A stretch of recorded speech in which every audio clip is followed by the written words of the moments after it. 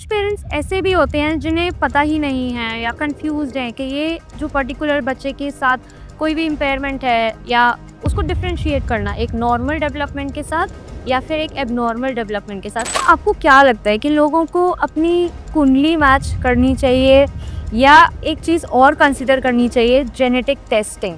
क्या आपको लगता है कभी कभी गायनेकोलॉजिस्ट की गलती की वजह से ये इंजरीज या अर्ब्स पॉलिसी जैसी इंजरीज कभी होती हैं? Is it safe, are current safe for our kid?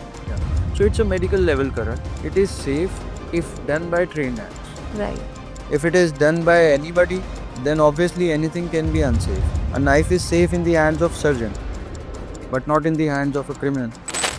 So sir, pregnant ladies की किस तरीके से एक डाइट होनी चाहिए? Being a सनातनी, हमारे सनातन धर्म में सिखाया जाता है कि बच्चे भगवान का रूप होते हैं और मेरा कुछ खास लगाव है बच्चों से, इसीलिए I really like treating them, being with them and spending good time with them.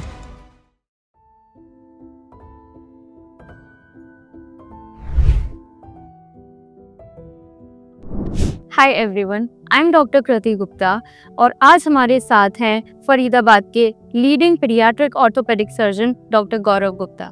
Hi sir, thank you for coming here. So sir, थोड़ा सा आज अपने बारे में बताइए कि आप किस तरीके से बच्चों के साथ हम ट्रीटमेंट करते हैं या किस तरीके के बच्चों को आप देखते हैं? So thank you Kriti for having me here. It's a pleasure to be here.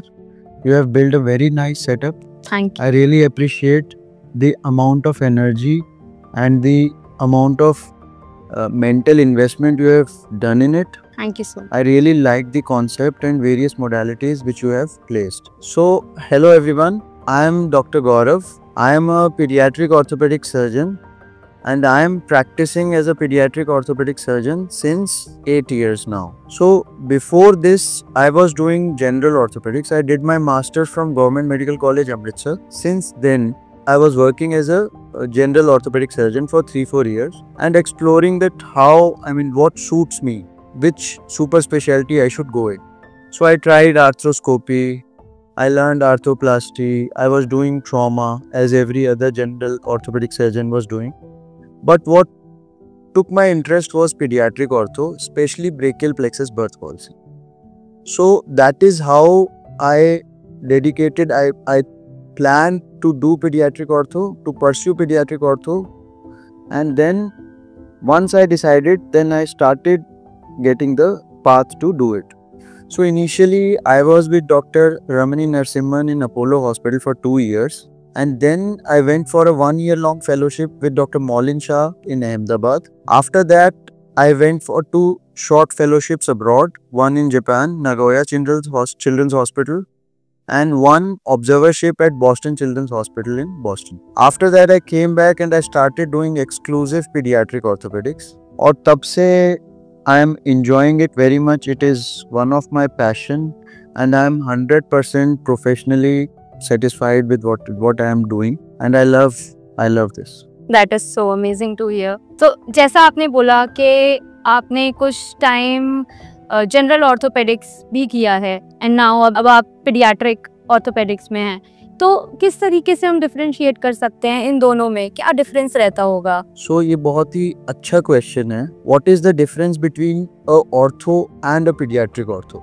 Because बहुत सारे इंडियन पेशेंट्स और पेरेंट्स को ये आइडिया ही नहीं है कि पीडियाट्रिक ऑर्थो क्या है और काफ़ी बार वो हमारे पास आने में बहुत लेट हो जाते हैं. तो पीडियाट्रिक ऑर्थो जैसी 9 सुपर स्पेशलिटी हैं अब ऑर्थो में. It is not only ortho. We have spine surgeon, we have hand surgeon, we have knee surgeon, we have trauma surgeon, we have shoulder surgeon. So we have 9 super specialities और उनमें से एक है paediatric ortho. तो पहले कोई भी orthopaedic surgeon masters करता है या ऑर्थोपेडिक की कोई 3 ईयर डिग्री करता है. उसके बाद वो देखता है कि मैं कौन सी स्पेशलिटी में जाऊं, और हर एक ब्रांच में ऐसा है बिकॉज नॉलेज इज इवॉल्विंग. तो चीज़ें बढ़ रही हैं. If you can go into a particular field and give better results, the outcomes are better. So nothing like it. तो जैसे आई में रेटिना सर्जन अलग है, एंटीरियर चेम्बर सर्जन अलग है, पोस्टीरियर चेम्बर सर्जन अलग है, कैटरेक्ट सर्जन अलग है, ऐसे ही ऑर्थो में और ब्रांचेस में। अब बात करते हैं पीडियाट्रिक ऑर्थो कैसे अलग है। So a child is not a small adult. एक बच्चे का फिजियोलॉजी और एनाटमी एब्सोल्युटली डिफरेंट होता है एक एडल्ट से। तो बच्चों की जो बोन्स हैं they are growing, they have growth plates, they remodel, उनका स्ट्रक्चर चेंज होता है, उनके ट्रीटमेंट्स बहुत अलग होते हैं बड़ों से, उनकी बीमारियां बहुत अलग होती हैं बड़ों से। अगर एक बच्चे को फ्रैक्चर हो गया है तो in 90% of times they can be managed conservatively without any surgery, because we know कि अगर वो टेढ़ा भी है तो over a period of 6 months or a year it is going to be absolutely straight. So we try to be less intervention based, less surgical and more conservative in kids.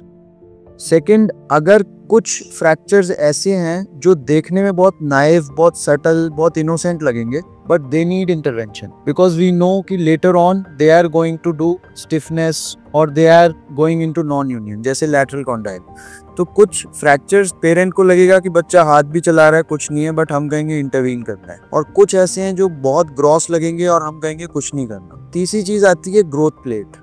Growth plate एक ऐसी चीज है जहां से growth होती है, लंबाई बढ़ती है, हाथ बढ़ता है। अगर उसके नजदीक कोई भी इंजरी है तो we are very aggressive to treat it, because we know अगर वहां पे कुछ परमानेंट डैमेज हुआ तो बच्चे की पूरी लाइफ में उसकी ग्रोथ के साथ उसकी डिफॉर्मिटी बढ़ती जाएगी या ग्रोथ रिलेटेड इश्यूज उसको होंगे। ऐसे ही जॉइंट रिलेटेड इश्यूज होते हैं, जैसे इन्फेक्शन। अगर किसी के जॉइंट में इन्फेक्शन है तो चाहे वो 1 दिन का है या वो 1 साल का है या वो 10 साल का, we have to be very aggressive and take it as an emergency and clean that joint. Because अगर आपने जॉइंट को क्लीन नहीं किया टाइम रहते, then it is going to be damaged for life and the child will be debilitated. So इस तरीके से paediatric ortho adult ortho से बहुत डिफरेंट है और इसीलिए एक एक्सक्लूसिव पीडियाट्रिक ऑर्थोपेडिक सर्जन चाहिए जो इन चीज़ों को डेडिकेटेडली देख सके और जस्टिस कर सके। और फाइनली जो बच्चे होते हैं उनके पेरेंट्स भी होते हैं and they have a lot of anxiety,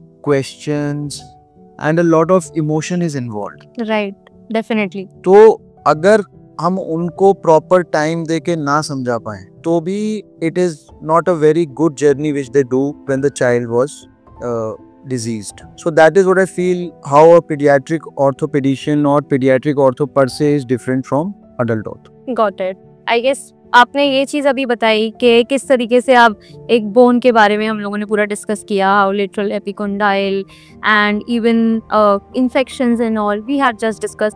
तो और कौन सी कॉमन कंडीशंस हम लोगों को बच्चों में दिख सकती हैं जो हमें पता चले या इवन पेरेंट्स को पता चले कि ये ट्रीटेबल है या एक ऑर्थोपेडिशियन के पास हमें जाना चाहिए कि इसको हम आगे इंटरवीन के लिए कैसे करें?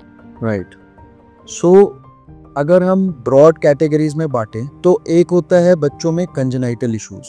कंजेनाइटल यानी जो जन्म से, यानी कि किसी बच्चे का पैर टेढ़ा है जिसे हम क्लब फुट कहते हैं। It is the commonest musculoskeletal deformity in kids. फिर आता है कि हाथ टेढ़ा है, क्लब हैंड है, या जन्म से ही हिप जॉइंट अपनी जगह पे नहीं है, जैसे कंजेनाइटल हिप डिस्प्लेसिया। राइट। या फिर कोई ऐसी प्रॉब्लम है जैसे जो प्री नेटल डिलीवरीज होती हैं या जिन बच्चों को डिलेड क्राई होता है, जो बच्चे समय पे रोते नहीं हैं या ऑक्सीजन नहीं मिलता या कोई सांस की रेस्पिरेटरी डिस्ट्रेस या सांस की प्रॉब्लम होती है, उनके ब्रेन में कुछ परमानेंट डैमेज हो जाती है, इसके कारण उनका मस्कुलोस्केलेटल सिस्टम प्रॉपरली नहीं डेवलप करता, जिसको हम सेरेब्रल पाल्सी या मस्तिष्क पक्षाघात भी कहते हैं। ऐसे ही कुछ इंजरीज हो जाती हैं बर्थ के टाइम पे, जैसे ब्रेकियल प्लेक्सस बर्थ पॉल्सी। तो ये है कुछ कंजेनाइटल इश्यूज और कंजेनाइटल इंजरीज। फिर कुछ होते हैं डेवलपमेंटल प्रॉब्लम्स। डेवलपमेंटल यानी ग्रोथ के साथ हो रहे, जैसे नॉक नीज, बोइंग, इन टोइंग, डब्ल्यू सिटिंग, फिर फ्लैट फीट।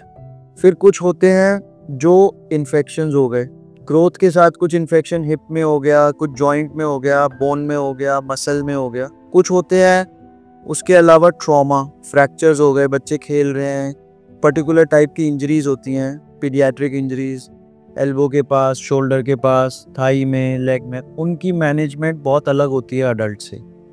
इसके अलावा कुछ रेयर डिजीजेस भी होते हैं, कुछ मायोपैथीज, न्यूरोपैथीज भी होती हैं जिसमें हमारी इनपुट की ज़रूरत होती है, हमारे ट्रीटमेंट की ज़रूरत होती है। Okay, that was really informative I guess, thank you so much for that.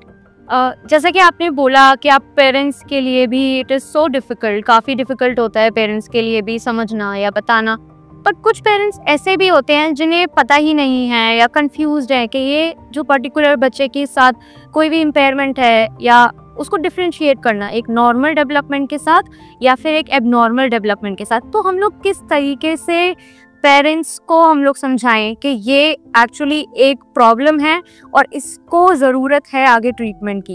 ये बहुत अच्छा क्वेश्चन है। बहुत बार पेरेंट ऐसी प्रॉब्लम लेके आते हैं जो एक्चुअली में बच्चे की प्रॉब्लम नहीं है, पेरेंट की प्रॉब्लम है। और बहुत बार ऐसा होता है कि एक्चुअल में प्रॉब्लम है बट दे आर इनोसेंट और इग्नोरेंट अबाउट इट कि ये कितनी आगे जाके लॉन्ग रन में बच्चे के लिए दिक्कत वाली बात हो सकती है। तो अगर हम एग्जाम्पल की बात करें तो कई बार ऐसा होता है कि बच्चा जब चलने लगता है तो वो पैरों को अंदर करके चलता है which is called as in toeing, या फिर वो पैर पीछे करके बैठता है which is called as W sitting, या फिर वो पैर में आर्च नहीं होता which is called as flexible flat feet. These may be very gross, very ugly looking issues for the kid, for the parent I guess, I mean, but then for us these are phases of normal development. ये कोई बीमारी नहीं है, ये उसकी development का process है। तो ऐसे केसेस में हमें उनको समझाना पड़ता है पूरा इन देयर ओन लैंग्वेज। जैसे अगर एक एग्जाम्पल की बात करें तो अगर कोई पेशेंट आता है कि सर ये बच्चा मेरा पैर अंदर करके चल रहा है, देखो भाग रहा है तो पैर अंदर करके भाग रहा है। When we examine and we find that the cause is intorsion of the femur, कि उसकी बोन की बनावट ऐसी है, तो हम उन्हें समझाते हैं कि बच्चा जो पेट में रहा था उसकी पोजीशनिंग ऐसी थी कि उसकी बोन है वो अंदर घूमी हुई है। As the child will grow, the bones will rotate and remodel and उसकी वॉक नॉर्मल हो जाएगी। तो जब हम ये समझाते हैं और कुछ केस एग्जाम्पल्स दिखाते हैं जिन बच्चों ने ऐसे डेवलप करा और वो सही हो गए, then they get the confidence। And अब जब हम उन्हें फॉलो करते हैं और वो देखते हैं visual improvement, then they understand कि हाँ ये समय से होगी, धीरे होगी। तो ऐसी बहुत सारी प्रॉब्लम्स होती हैं जो नॉर्मल हैं और जिनमें हमें काउंसलिंग ही करनी है, but that is very important, क्योंकि अगर आपने वो पार्ट नहीं किया तो वो इधर से उधर घूमता रहेगा, डॉक्टर शॉपिंग करता रहेगा और कभी भी सेटिस्फाई नहीं होगा। और हो सकता है खुदा ना खास्ता कहीं ऐसी जगह लैंड अप कर जाए जहाँ पे कुछ गलत भी ट्रीटमेंट हो। राइट, ठीक है, पहली चीज। अब दूसरी चीज है इसके अंदर, जैसे मैंने बताया, इनटोइंग, डब्ल्यू सिटिंग और फ्लेक्सिबल फ्लैट फीट। मेजरली इसमें काउंसलिंग ही होती है। कुछ केसेस होते हैं जिनको डिफरेंशिएट भी करना पड़ता है कि क्या ये इनटोइंग पैथोलॉजिकल है, जैसे ब्लाउंस डिजीज में, क्या ये फ्लैट फीट पैथोलॉजिकल है, जैसे रिजिड फ्लैट फुट या वर्टिकल टेलस। तो ये हमारा काम है। अगर वो वर्टिकल टेलस या रिजिड फ्लैट फुट है तो उसको सर्जरी भी चाहिए हो सकती है, तो वो क्लिनिकली हम देख के उनको गाइड करते हैं। ऐसी बहुत सारी बीमारियां ऐसी हैं जिनको वो कैजुअली लेते हैं। जैसे अगर मैं बात करूं तो सीपी और ब्रेकियल प्लेक्सस बर्थ पॉल्सी। अब कोई बच्चा पैदा हुआ है, उसका हाथ काम नहीं कर रहा, शुरू में वो पेशेंट एप्रीहेंसिव होता है, लेकिन ज़्यादातर नोशन यही है कि अपने आप ठीक हो जाएगा, वेट करो, 1 साल वेट करो, ठीक हो जाएगा। लेकिन अगर brachial plexus birth palsy severe type की है, जिसे हम पैन प्लेक्सोपैथी कहते हैं, उसमें अगर 6 मंथ्स के अंदर अंदर हमने ऑपरेट नहीं किया तो वो पूरे जीवन के लिए अपंग हो जाए। ठीक है, बट वो कहते हैं कि नहीं अभी तो बहुत छोटा है, हमारे डॉक्टर साहब ने बोला है, हमारे थेरेपिस्ट ने बोला है, हमारी दादी बोलती हैं कि ठीक हो जाएगा, अपने आप ठीक हो जाएगा। तो ऐसी बहुत सारी चीज़ें हैं जिसमें हमें गाइड करना पड़ता है कि ये इसको इलाज की ज़रूरत है, रेगुलरली फॉलो करना पड़ता है, उनको केसेस दिखाने पड़ते हैं, कई बार दूसरे पेरेंट से बात करानी पड़ती है। तो हम अपना पूरा एफर्ट करते हैं कि उनको सही इन्फॉर्मेशन मिले। We rather being their doctors, we try to be their advocates to give them the right advice and then it is their decision what they want to do for their kids. I guess this is very important to actually guide the parents. जब तक उन्हें हम बताएंगे नहीं तो वो एक वहाँ गैप रह जाता है, एंड देन वही है कि बच्चे कभी भी डेवलपमेंट जो हमें चाहिए टिपिकल वो हमें नहीं दिखता है। तो you are right about it. So there is one thing that I really wanted to ask you when you said that you also treat brachial plexus injuries. तो कब आपको लगता है कि उन brachial plexus injuries ने particularly बच्चे को ज़रूरत है सर्जरी की, और किस वक्त अर्ली, कितना अर्ली हम उन सर्जरीज के लिए जा सकते हैं, और क्या ज़रूरी है उस बच्चे को फिजियोथेरेपी की साथ में, क्या सर्जरी से पहले फिजियोथेरेपी की नीड है, सर्जरी के बाद, किस तरीके से हम ये देख सकते हैं? So brachial plexus birth palsy एक बहुत ही कॉमन इंजरी है बर्थ रिलेटेड। अगर हम इसके इंसिडेंस की बात करें तो it is as common as club foot. Club foot is 1 per 1000 live births and brachial plexus injury is also 1 per 1000 live births. It is very surprising because लोगों को लगता है कि brachial plexus बहुत रेयर सी चीज़ है। It is very common but it is being ignored at every peripheral level. बहुत जगहों पे brachial plexus बच्चा हमारे पास आता ही 12 साल 15 साल पे है कि वो उसके एरिया में अवेयरनेस ही नहीं थी। अब सबसे पहले बात करते हैं होता क्या है ब्रेकियल प्लेक्सस। ब्रेकियल प्लेक्सस एक नसों का गुच्छा है जो स्पाइनल कॉर्ड से निकलता है और हमारे हाथ को सप्लाई करता है। हमारा शोल्डर, एल्बो, रिस्ट, फिंगर्स, सारी movement is controlled by brachial plexus. Now during the time of delivery if the child is stuck, आपको उसको डिलीवर करना है as urgent as possible to avoid any permanent damage to his brain. And in that process कई बार उसके हाथ में traction आ जाता है, कई बार उसकी गर्दन और शोल्डर के बीच में पुल आ जाता है which can cause this damage, और कई बार सिजेरियन में या नॉर्मल डिलीवरी में भी वो हो सकता है। अब अगर ये इंजरी हो गई तो ये डिपेंड करता है कि ये कितनी सीवियर इंजरी है। जैसे अगर हम एक वायर की बात कर लें जो हमारे लाइट को सप्लाई करती है, वो वायर खिंच भी सकती है, दब भी सकती है, बाहर से कट सकती है, अंदर से कट सकती है या उखड़ भी सकती है। ऐसे ही जो नसें जा रही हैं वो भी वायर्स हैं, उनमें सिर्फ दबाव आया है या वो उखड़ गई हैं मेन एमसीवी यानी स्पाइनल कॉर्ड से, या वो कट गई हैं, उनके कुछ फाइबर्स कट गए हैं, या वो पूरी कट गई हैं। राइट। तो उसी सीवियरिटी के बेसिस पे डिपेंड करता है कि कितनी खराब इंजरी है। इसको हम मंथली मॉनिटर करते हैं। हम चाहते हैं कि बच्चा हमारे पास फर्स्ट मंथ पे आ जाए ताकि हम उनको समझा पाएँ कि हम मंथली मॉनिटर करेंगे। और थेरेपी जैसे ही बच्चा थोड़ा सा बड़ा होता है, 1.5-2 महीने का, जब उसका ये इडीमा ख़त्म हो जाए और वो थोड़ा सा बाहर निकलने लायक हो जाए, इन्फेक्शन कम कैच करे, तब हम थेरेपी चालू करना चाहते हैं। The therapy should start early rather than late. ठीक है, क्योंकि अगर नर्व एंडिंग्स हैं उनको रेगुलर स्टिमुलेशन नहीं मिलेगा तो दे विल गेट अट्रोफी, वो ख़त्म हो जाएंगी। तो therapy should start as early as 1.5 और 2 months। अब शुरू में हम मंथली थेरेपीज करते हैं और उनको ऑब्जेक्टिवली असेस करते हैं कि उसके फिंगर में कितनी मूवमेंट आई, रिस्ट में कितनी मूवमेंट आई, एल्बो में कितनी आई, शोल्डर में कितनी आई, and we score every movement, we give a number to it. So let us say when the child came to us at birth the score was 2 out of 105, and when the child came to us after 1 month the score became 20. So now the parent knows कि अब बच्चा 20 number आ गए हैं इसके, but इसको 105 में से 20 है। तब तीसरी बार आता है और थेरेपी चालू हो रही होती है और हम देखते हैं कि 20 से 40 आ गया। तो अब पेरेंट को भी दिख रहा है, पेरेंट भी उस नंबर को समझ पा रहा है। अदरवाइज अगर हम बोले हाँ ठीक हो जाएगा, ठीक हो जाएगा, that has no objectivity to it. Right. So it should be objective so that the parent should sync with what we are saying.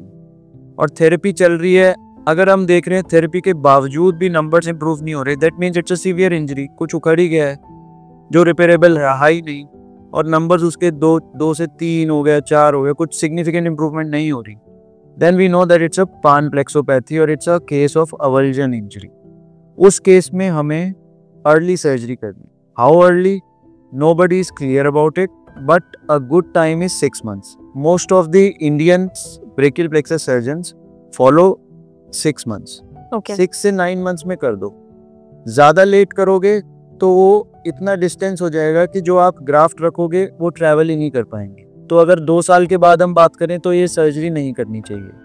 Best time है 6 months, 6 to 9 months is a window. और आप progressively देख रहे हो improvement नहीं हो रही तो पेरेंट को भी समझ में आ रहा है इम्प्रूवमेंट नहीं हो रही। राइट। ये हो गए सीवियर केसेस। कुछ होते हैं माइल्ड केसेस जिसमें इम्प्रूवमेंट हो रही है लेकिन कहीं पे आप स्टक हो गए, बच्चे का हाथ ऊपर नहीं जाता, इतना ही जाता है, ऊपर नहीं जाता, हाथ सर के पीछे नहीं जाता, वो यहीं अटक जाता है, एल्बो खुलती नहीं है। तो इन केसेस में we can wait for some time. 2 साल तक देख लिया, थेरेपीज चल रही हैं, उनकी प्रोग्रेशन या प्रोग्रेसिवली फ्रीक्वेंसी कम हो रही है, बट देन आफ्टर 2 years अगर नहीं ठीक हो रहा, वी नीड टू इंटरवीन कि हमें उसको या तो बोटॉक्स करना है अगर टाइटनेस डायनामिक है तो, या फिर हमें उसको सर्जिकली उस टाइट मसल को रिलीज करना है, या हमें टेंडन्स को ट्रांसफ़र करना है जो वीकर पार्ट है उस पर।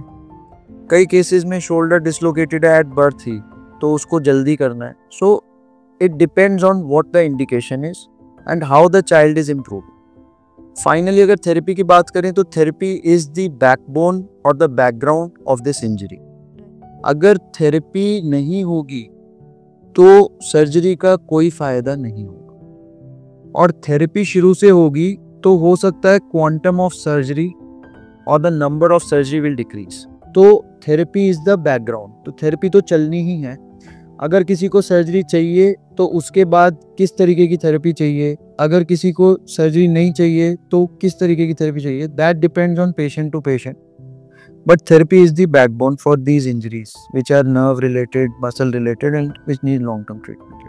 Okay, so there is one thing जो आजकल herbs policy में ही हम लोग in physiotherapy we do electrical stimulation, right? When there is a avulsion or when there are like sensation issues or the kid is not able to lift their hand, नहीं उठा पा रहा है, तो आजकल हम लोग electrical stimulations भी देते हैं।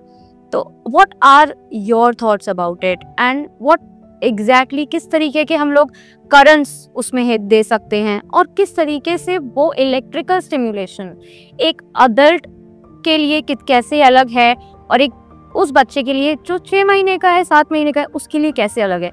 एक अडल्ट फॉर एग्जांपल एक अडल्ट बता सकता है कि इतनी सेंसेशन मुझे फील हो रही है या इतना मेरे लिए बेरेबल है, बट एक बच्चे के लिए वो बताना थोड़ा चैलेंजिंग है। तो यूजुअली हम लोग इलेक्ट्रिकल स्टिमुलेशन देते हैं या नहीं देनी चाहिए, what are your thoughts about it? So it is again a very good question, and I would say the pediatric and the pediatric physio world is divided here. There are two school of thoughts. One school of thought says हमें stimulation नहीं देना, whatever may be the reason, कि इसका कोई फ़ायदा नहीं है या इससे बर्न हो सकता है या किसी को इंटेंसिटी नहीं पता, ज़्यादातर फिजियोस ट्रेंड नहीं है इसके लिए, बच्चा बहुत छोटा है, फैमिली एप्रीहेंसिव है, so forth and so forth. अब क्या होता है, in my experience where I was trained, electrical stimulation was the part of physio protocol. Okay, ठीक है। Yeah. तो व्हाट वी हैव सीन कि फिजियोथेरेपी में after 1.5 to 2 months they start with stimulations, especially for those muscles which are not working or they are like, अगर हम score की बात करते हैं तो हम जो HSC AMS स्कोर यूज करते हैं, hospital for sick kids active movement scale, उस पे स्कोर 4 से कम है, 0, 1, 2, 3, उन केसेस में उन मसल्स को स्टिमुलेट करना है। उसकी क्या इंटेंसिटी रहेगी, क्या फ्रीक्वेंसी रहेगी, that is decided by the therapist. Okay, और उसमें कुछ मोड्स होते हैं करंट के, जैसे एक मोड है सर्ज फेराडिक, तो ऐसे ही कौन सा मोड यूज़ करना है, अगर वो मसल का पावर इतना है तो ये मोड यूज़ करना है, चेंज हो रहा है तो ये मोड यूज़ करना है, कैसे उसको चेंज करना है उस मोड को, but this decision is taken by the therapist. What I have seen is it is helpful. Right. In my practice, I have seen electrical stimulation because I have seen kids who didn't underwent stimulation. उनका outcome भी मैंने देखा है, तो मेरे हिसाब से ये मेरे प्रैक्टिस में काम करती है। But again, the caution is that you should be trained for it. Right. Because I have seen kids getting burned also with this. ठीक है, तो सबसे बड़ा है अगर आपको नहीं आता तो आप मत करो, or you learn. ठीक है? Is it safe? So yeah, in A lot of parents, they usually have this question, okay, is it safe, are current safe for our kid? so it's a medical level current. It is safe if done by trained hands. Right. If it is done by anybody, then obviously anything can be unsafe. A knife is safe in the hands of surgeon, but not in the hands of a criminal. That was really good. I guess that was a good answer. So sir, pregnant ladies की किस तरीके से एक diet होनी चाहिए जिसमें हमारे बच्चों का due like when they are in the womb, या बच्चे जब माँ के अंदर पेट में हैं, तो किस तरीके से वो न्यूट्रिशन एक मदर ले कि हमारी ये बोन्स को और भी ज़्यादा अफेक्ट करे या अच्छे से हमारी ताकत मिले बच्चों को? और क्या आपको लगता है कभी कभी गायनेकोलॉजिस्ट की गलती की वजह से ये इंजरीज या अर्ब्स पॉलिसी जैसी इंजरीज कभी होती हैं? ओके, तो मैं इसको स्प्लिट करूँगा 2 क्वेश्चंस में। पहला क्वेश्चन है कि प्रेग्नेंट फीमेल्स को क्या लेना चाहिए, what is an ideal nutrition for a pregnant female. Yes.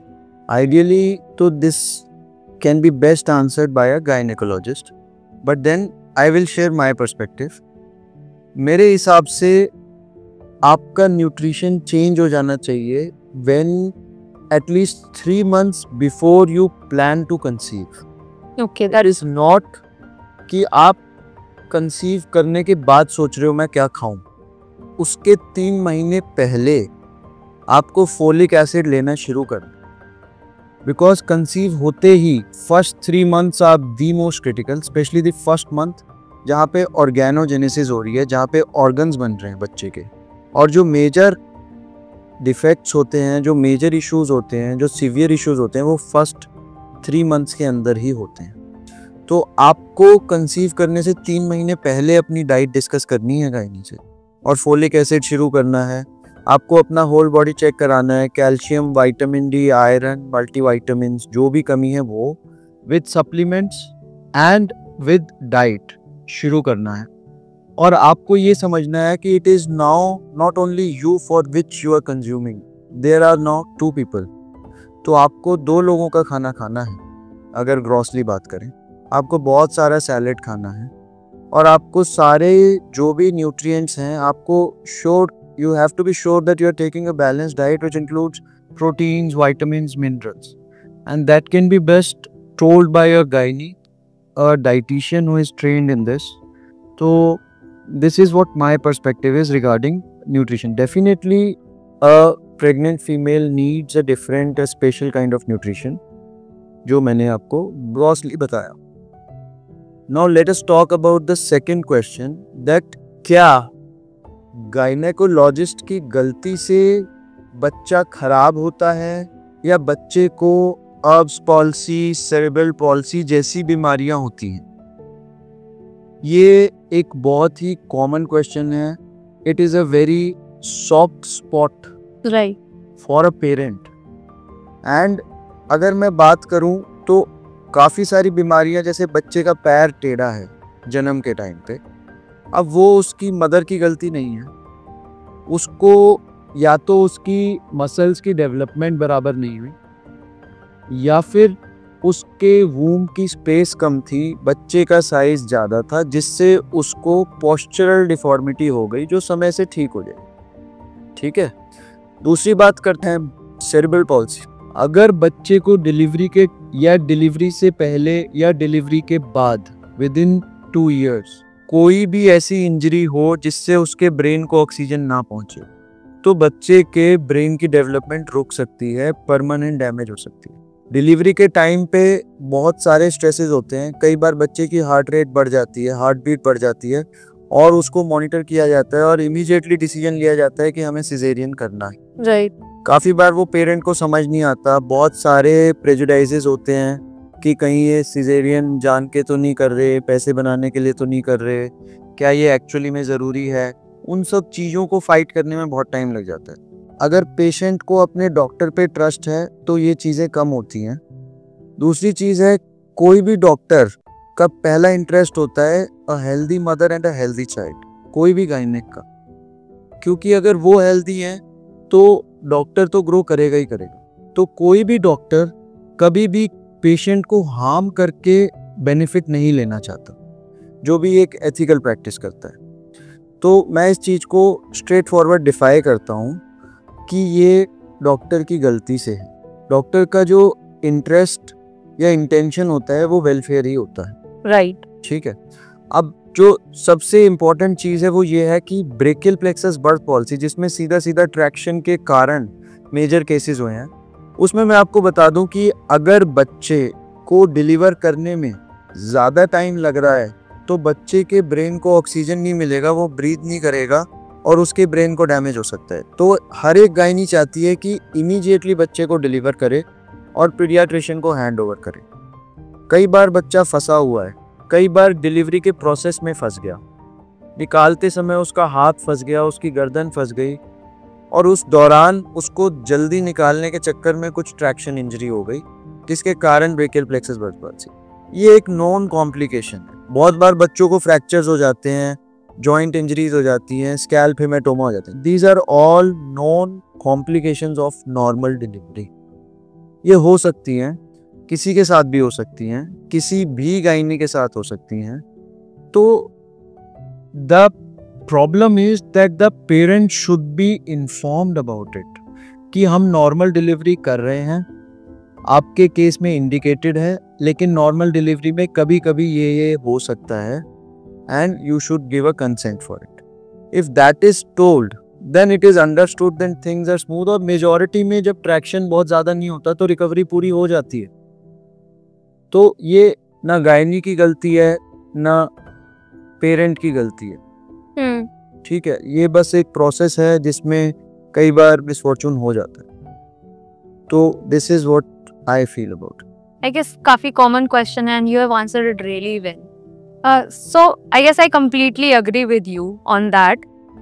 ऐसा ही एक और सामाजिक सवाल, यूजुअली हमने देखा है लोग शादी से पहले अपनी कुंडली मैच करते हैं। तो आपको क्या लगता है कि लोगों को अपनी कुंडली मैच करनी चाहिए या एक चीज़ और कंसिडर करनी चाहिए, जेनेटिक टेस्टिंग? ये बहुत ही अच्छा क्वेश्चन है और दोनों चीज़ों की अपनी इम्पोर्टेंस है। कुंडली मैच करने की अपनी इम्पोर्टेंस है, उसके कुछ ऐसे रीजंस हैं जो शायद साइंस को नहीं पता, उसकी रिलीजियस वैल्यू है। तो कुंडली तो मैच कर लो, लेकिन उससे कहीं ज़्यादा इम्पोर्टेंट है कि आप अपनी जेनेटिक्स की भी असेसमेंट कराओ। बिकॉज बहुत बार ऐसा होगा कि आपकी कुंडली तो पूरी मैच हो गई, लेकिन बच्चे में कुछ ऐसी प्रॉब्लम है जो लाइफ लॉन्ग रहने वाली है और जिसके साथ आपका, आपके बच्चे का और आपके पूरे परिवार का फ्यूचर अफेक्ट होता है।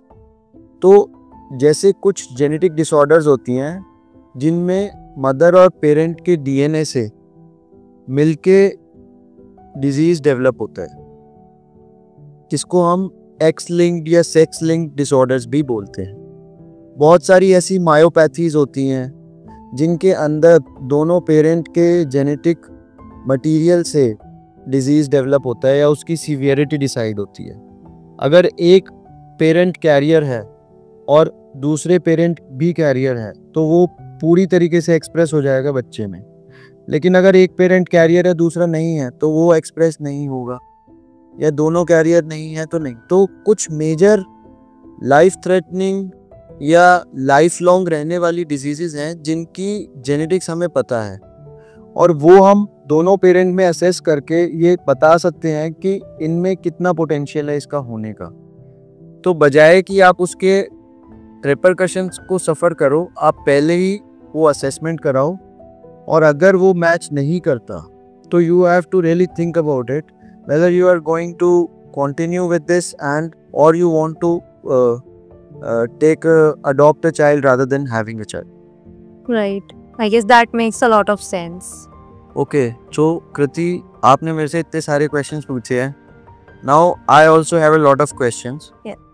तो मेरा जो सबसे important question है कि आजकल मैं देखता हूँ इतनी मोडालिटीज़ हैं, इतनी थेरेपी रिजीम्स हैं। कोई बोलता है ओटी करो, कोई बोलता है एनडीटी करो, कोई बोलता है पीटी करो।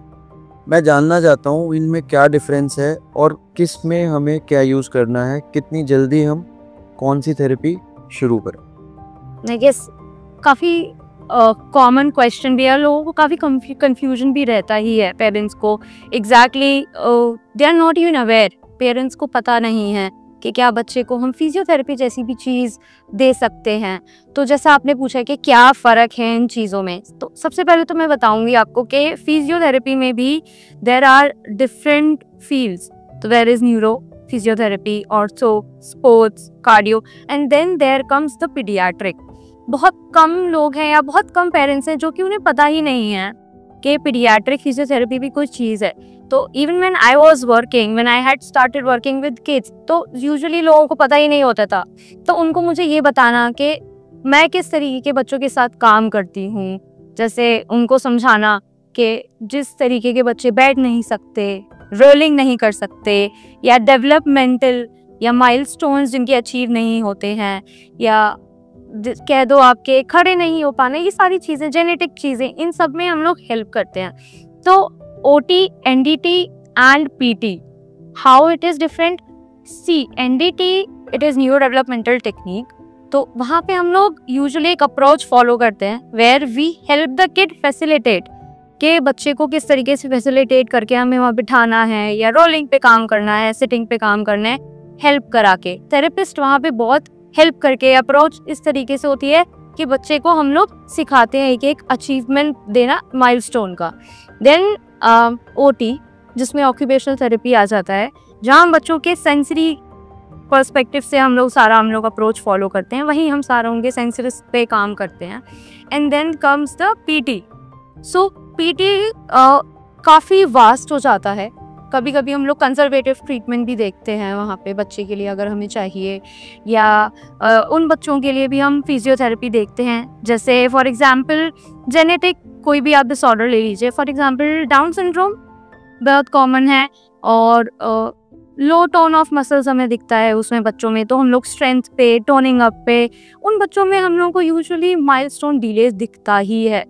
तो उन माइलस्टोन्स के साथ उनकी स्ट्रेंथनिंग पे काम करना, उन बच्चों को बैलेंसिंग पे काम करना, ये सारा हमारा फिजियोथेरेपी में आता है। फॉर और भी कंडीशंस, जैसे बच्चे का बर्थ के टाइम पे ऑक्सीजन कम हो जाना, तो अब हमें दिखता है सेरेब्रल पॉल्सी जैसी बीमारी, या फिर कभी कभी बच्चे का सर बड़ा हो जाना, हाइड्रोसेफेलिस, बर्थ के टाइम पे पता चलना पैर बच्चे का टेढ़ा है, क्लब फुट, ये सारी चीज़ों में ही हमारा फिजियोथेरेपी हेल्प करता है करेक्शंस में, अलाइनमेंट लाने में, या बच्चे को खड़ा करवाने में।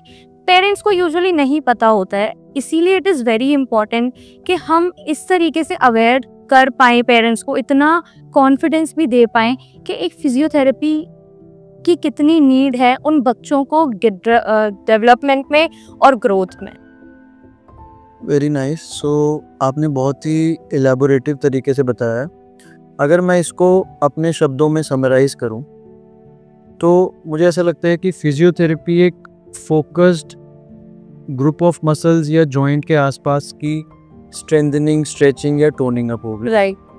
ऑक्यूपेशनल थेरेपी उसको डेली के ADLs, activity of daily living और ऑक्यूपेशन और उसके माइलस्टोन अचीव करने के लिए एक ज़्यादा होलिस्टिक ब्रॉडर स्पेक्ट्रम पे हो। Right, plus sensory stimulation, all these things. और न्यूरो में आप चाह रहे हो कि आप फैसिलिटेट कर रहे हो उसको, और थोड़ा एफर्ट उसका भी लगे, सारा एफर्ट आपका Exactly. ताकि वो एक्टिवली कर पाए। Right. So now I understood कि मेरे को कौन से पेशेंट को किस थेरेपिस्ट के पास भेजना। Thank you. तो सर, जिन घरों में छोटे छोटे बच्चे हैं उनमें पेरेंट्स ऐसे कौन से रेड फ्लैग्स देखें जो वो आपके पास आए? ओके, तो ज़्यादातर हम देखते हैं कि चीज़ें इग्नोर हो रही होती हैं, क्योंकि लोगों को लगता है कि यार बच्चों का इशू है, ठीक हो जाएगा, थोड़ा वेट करते हैं, थोड़ा टाइम देते हैं। बट कुछ एक कंडीशंस ऐसी हैं जिसमें मैं कहूँगा कि आपको वेट नहीं करना चाहिए, तुरंत एक्शन लेना चाहिए। जैसे कि अगर कोई बच्चा अपना कोई जॉइंट मूव नहीं कर रहा, वो उसके जॉइंट को मूव करने में, मैनिपुलेट करने में वो कॉन्टिन्यूसली रो रहा है, जैसे कि एक कॉमन कंडीशन है सेप्टिक अर्थराइटिस। आप बच्चे को उठा रहे हो, बच्चे को बुखार चल रहा है, उसकी दवाई चल रही है, लेकिन वो अपना हिप जॉइंट या नी जॉइंट या एल्बो जॉइंट हिला ही नहीं रहा। जैसे ही वो हिलाते हो, कपड़ा पहनाते हो, वो रोने लग जाता है। अगर ऐसा कुछ चल रहा है, बच्चे को बुखार हो रहा है, तो हो सकता है उसके जॉइंट में इन्फेक्शन है, और जॉइंट इन्फेक्शन जॉइंट को परमानेंटली डैमेज कर सकता है अगर उसको टाइमली एड्रेस ना किया जाए। It can be damaged as early as the damage starts as early as 6 hours. तो अगर ऐसा कुछ है तो वेट मत करो। There is no harm in consulting a doctor and understanding कि कुछ ऐसा नहीं है, rather than not going to a doctor and landing up into a irreversible situation. ज़्यादा से ज़्यादा क्या होगा कि भाई आप चले गए डॉक्टर के पास और डॉक्टर ने बोला चिंता की बात नहीं है, ठीक है, कुछ नहीं है, बस इतना ही तो होगा। लेकिन अगर था प्रॉब्लम और आपने इग्नोर कर दिया तो हो सकता है लाइफ लॉन्ग डिसेबिलिटी बने। तो अगर कोई जॉइंट मूव नहीं कर रहा बच्चा, कोई पार्ट ऑफ द बॉडी, हाथ पैर नहीं मूव कर रहा, तो आपको कंसल्ट करना चाहिए, ठीक है। अगर उसको वो इनकंसोलेबल है, वो किसी तरीके से कंसोल नहीं हो पा रहा, आप गोद में ले रहे हो, दूध पिला रहे हो, बात कर रहे हो, बट वो रो ही जा रहा है, that means there is something which is bothering him, you should meet your doctor, either your pediatrician or your pediatric ortho, depending upon आपको कहाँ की प्रॉब्लम लग रही है, and then the person will guide you to the right person. अगर आप pediatrician के पास जाते हो और वो pediatric ortho issue है तो वो वहाँ भेज देगा and vice versa.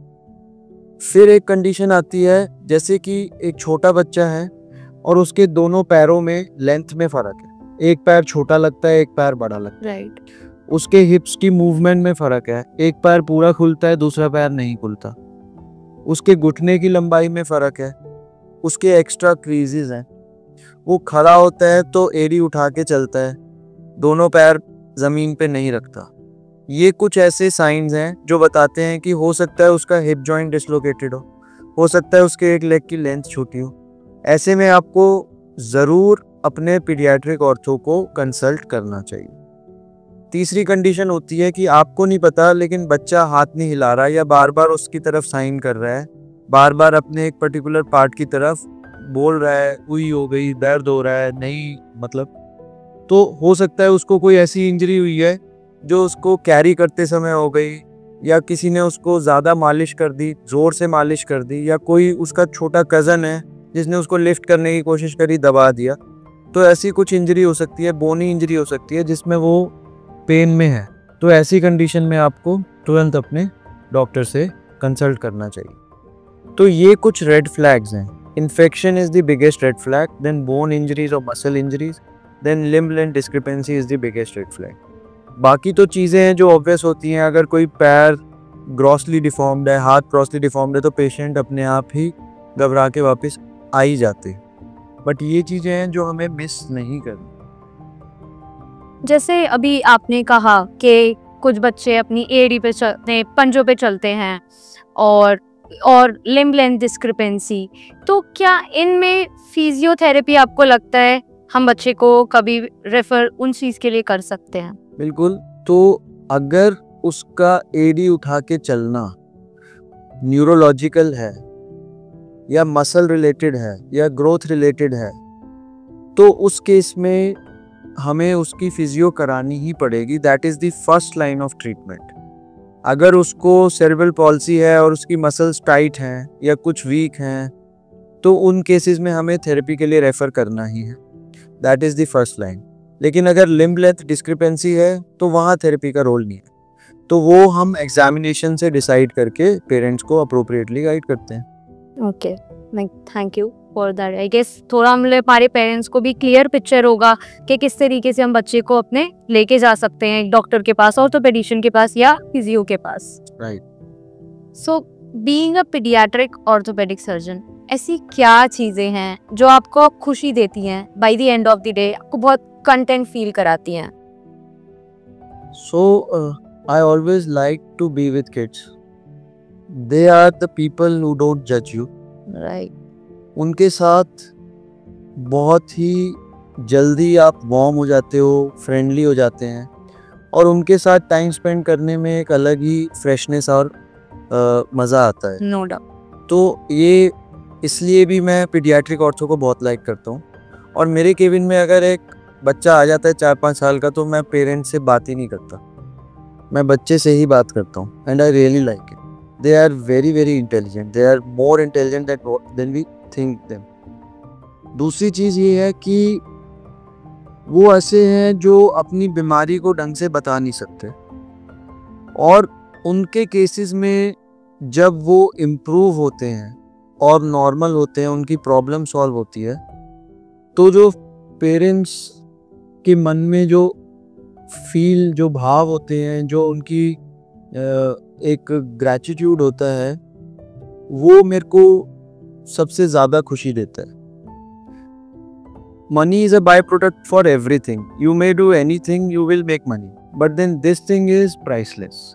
So ये जो फील आती है जब एक पेरेंट अंदर से खुश होता है, या एक बच्चा जो किसी चीज़ को कर नहीं पा रहा था अब कर पा रहा है, तो वो प्राइसलेस चीज़ होती है। एक छोटा सा एग्जांपल, एक ब्रेकियल प्लेक्सस का बच्चा आया मेरे पास और वो 7 इयर्स का था और उसने बोला कि मैं अपने पेरेंट्स के लिए ऐसे नहीं कर पाता, एंड देन उसका हाथ नीचे नहीं जाता था, वो एक्सटर्नल रोटेशन में था, and we did some surgery and now he is able to do this. So उसने आके मेरे को बोला कि सर मैं ये कर पाता हूँ, तो that gave me happiness.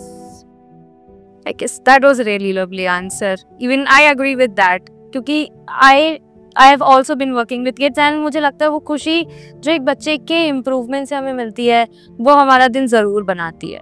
Right. Okay, so thank you so much sir for coming today and for your valuable insights. I guess आज हमारे parents ने या viewers ने कुछ ना कुछ नया तो ज़रूर सीखा होगा. Thank you so much. So thank you very much Krati for having me here. I really enjoyed my time here and I was born in a Hindu family और being a Sanatani, हमारे सनातन धर्म में सिखाया जाता है कि बच्चे भगवान का रूप होते हैं और मेरा कुछ खास लगाव है बच्चों से, इसीलिए I really like treating them, being with them and spending good time with them.